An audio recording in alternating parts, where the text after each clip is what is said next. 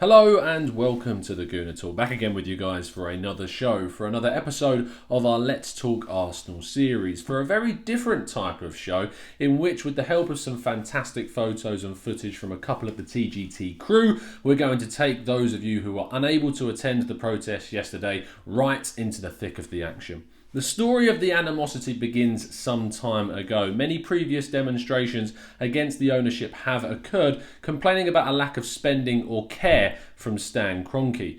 The owner of KSE, dubbed Silent Stan, rarely enters the spotlight, and instead his son Josh takes the helm of the operations, becoming the face of the company and very much a target for Arsenal supporters. Josh has been criticised for overseeing the decline of the club and famously telling fans to be excited back in 2019 prior to the club's worst league finish since 1995, with the club on course to finish even lower this season. A disconnect with the club's fans and ultimate detachment in understanding what is best for Arsenal came to a head with the announcement Arsenal had signed up to become a founding club of the proposed Super League. Huge fan backlash from supporters of Arsenal, the other 11 founding clubs, and from the sport globally eventually saw teams pull out of the concept and apologise. However, at a fan forum in the week, supporters did not hold back in telling Josh and club CEO Vinay Venkatesham how the decision had made them feel. Josh made promises to be more open with dialogue to supporters in the future and that he would try to do all he could to rebuild, or in many cases create, trust for the first time between the ownership and the fan base.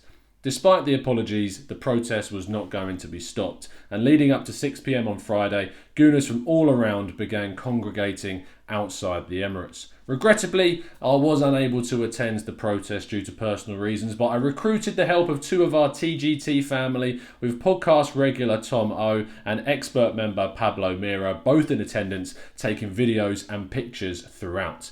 Despite the 6 p.m. start, Pablo arrived early and found he was far from the only one, with hundreds of supporters already in attendance. Banners in great number hung over the Armoury, the club shop, with fans leaning over, chanting at the top of their lungs.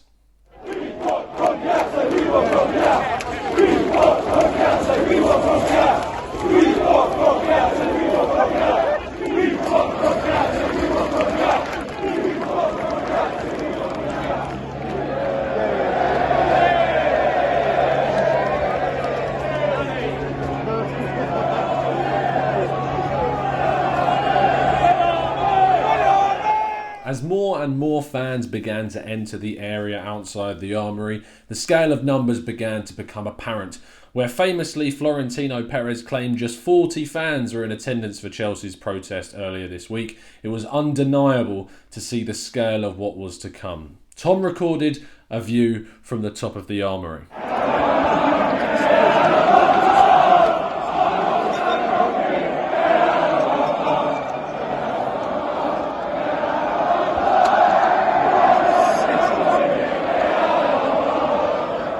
From here, both Pablo and Tom joined the crowds to show supporters around the world what the atmosphere was like amongst supporters.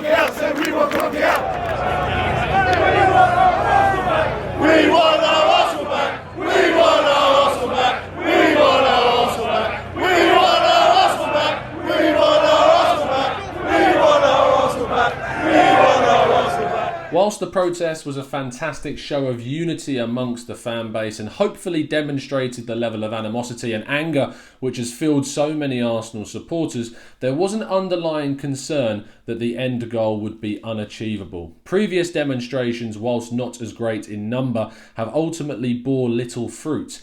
On yesterday's Let's Talk Arsenal show, Pablo passed the microphone to a supporter in the crowd who I asked for his view on what the protest could achieve if that end game was unattainable. Well, I mean, it's difficult. It's difficult, isn't it? Because who's going to come in and buy it? But we've had enough. I mean, we've got to at least bring about some change, even if by virtue of us doing this, it encourages someone to at least put some pressure on them to go and spend some money and bring about some change.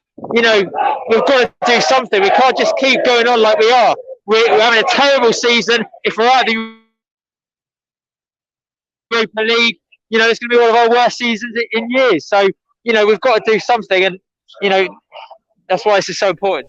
The short-term likelihood is that we will not know whether both the apologies and promises from the fan forum or the demonstration yesterday evening have had an effect in either seeing the owners indeed sell up and leave or make a more proactive change at the club to focus on progressing the team.